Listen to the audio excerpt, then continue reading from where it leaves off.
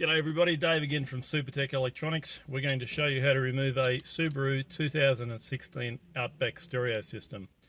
You will need a Phillips screwdriver and a butter knife or plastic spudger. Now the first section we're going to remove is this section here. Ours is loose.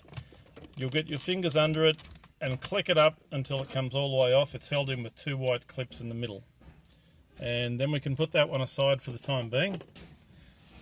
That will expose 2 screws. So you remove both those screws.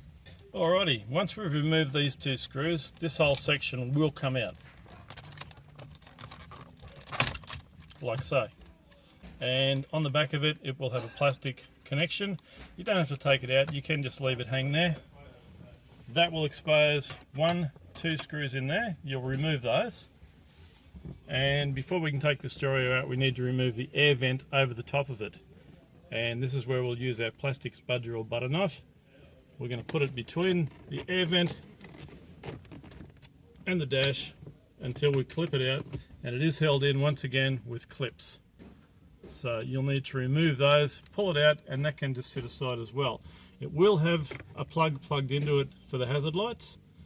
Don't forget to plug that back in when you put it back in. Now that will expose 2 more screws there and there.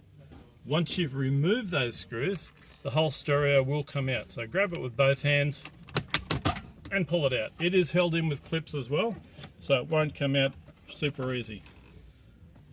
Then all you need to do is remove all the electrical connections at the back. They're just plugs. Unplug them, and then the unit's ready to send off to Supertech Electronics for repair.